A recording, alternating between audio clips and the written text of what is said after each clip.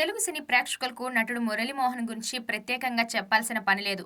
దాదాపుగా 5 దశాబ్దాలుగా తెలుగు సినీ ఇండస్ట్రీలో నటుడుగానే కాకుండా రాజకీయ నాయకుడుగా, నిర్మాతగా కూడా రియల్ ఎస్టేట్ కింగ్‌గా కూడా మంచి పాపులారిటీ సంపాదించుకున్నారు. ఈయన ఇప్పటికే తనదైన శైలిలో గుర్తింపు సంపాదించుకున్నారు. హీరోగా వచ్చి క్యారెక్టర్ ఆర్టిస్ట్‌గా మారి మధ్యలో నిర్మాతగా 25 సినిమాలు నిర్మించారట. ప్రస్తుతం ఈయన వయస్సు 80 ఏళ్లు అయినప్పటికీ కూడా సినిమాలంటే ప్రాణమంటూ నటిస్తూ ఉంటారు. ఇలాంటి నటుడు మురళీమోహన్ నిర్మాతగా ఉన్నట్టుండి సినిమాలు తీయడం మానేశారు. నిర్మాతగా చాలా బిజీగా ఉంటున్న సమయంలో సినిమాలు తీయడం మానేయడంతో అప్పట్లో ఈ విషయం హాట్ టాపిక్గా మారింది. మహేష్ బాబు నటించిన అతడు సినిమా వచ్చి ఇప్పటికి 18 సంవత్సరాలు అవుతోంది. అతడు సినిమా క్లాసికల్ హిట్గా నిలిచిన నిర్మాతగా మురళీమోహన్ కు చాలా నష్టాలను సైతం మిగిల్చిందన్న వార్తలు వినిపిస్తుంటాయి. టీవీలో సూపర్ డూపర్ హిట్ అయినప్పటికీ అప్పట్లో థియేటర్ కలెక్షన్ మాత్రం పెద్దగా ఊహించని స్థాయిలో రాబట్టలేకపోయిందట.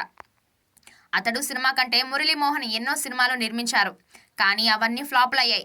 అయితే సినిమాలు ఎందుకు తీయడం మానేశారనే విషయం పైన పరిస్థితులు తనకు అస్సలు నచ్చలేదని, ఈ రోజులో సక్సెస్ అయితే అంతా కలిసే ఉంటారు, ఫెయిల్యూర్ అయితే మాత్రం మొత్తం నిర్మాతన పైనే నెట్టేస్తున్నారని తెలిపారు. అందుకే తాను నిర్మాతగా ఎలాంటి సినిమాలను కూడా చేయడానికి ఇష్టపడలేదంటూ ఇటీవల ఒక ఇంటర్వ్యూలో తెలియజేశారు మురళీమోహన్.